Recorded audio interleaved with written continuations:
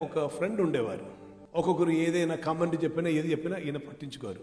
నేను చెప్పాను, నీకు వినలేదా, వాళ్ళు చెప్తున్నా వినలేదా అంటే నవ్వుతూ చెప్పారు, అది నేను అది హ్యాండిల్ చేయకూడదు అన్నారు. నేను అడిగాను, అది ఎందుకు హ్యాండిల్ చేయకూడదు అంటే అని చెప్పారు, నేను హ్యాండిల్ చేస్తే ఇంకా వాడు హాస్పిటల్లో ఉంటాడు. ఆయన స్టేట్ కరాటే ఛాంపియన్. తను ఎవరైనా తనకి తెలుసు. పరిశుద్ధాత్మ శక్తి పొందిన వ్యక్తి లాగా సింపుల్గా ఎవరు ఉండరు. దీన భావం కలిగిన వారు ఎవరు ఉండరు. ఎందుకు వారు అలా దీనిలో కనిపిస్తున్నారు అంటే వారు ఎవరై ఉన్నారు, వారిలో ఎవరున్నారు వారికి తెలుసు. పరిశుద్ధాత్మ ప్రేమ చేత నింపుతుంది కనుక కరుగుతూ ఉంటాం. That's why fire. లోపల మెల్ట్ అవుతూ ఉంటారు, కరుగుతూ ఉంటుంది. కరుగుతున్నదన బలహీనని అర్థం లేదు.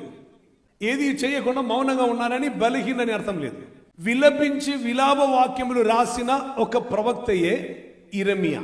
ఇరెమియాను గురించి ప్రభు ఎలా చెప్తున్నారంటే, నీకున్న స్ట్రెంగ్త్ ఇత్తడికి ఇనుపుకున్న స్ట్రెంగ్త్ నీ స్ట్రెంగ్త్, బట్ చూసినది కన్నీరే. పరిశుద్ధాత్మను దుఃఖపరచబడి అంటే పాపం బాధపడుతున్నారు కదా పరిశుద్ధాత్ముడు.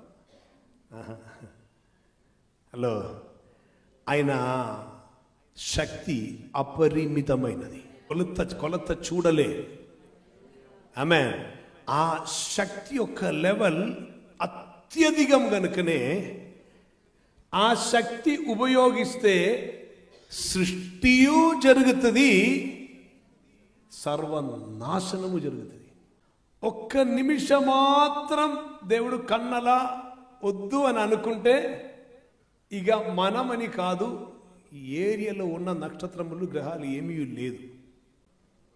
కారణం ఆయన దృష్టికి ఇది ఇసుక రేణు అంద కూడా లేదు.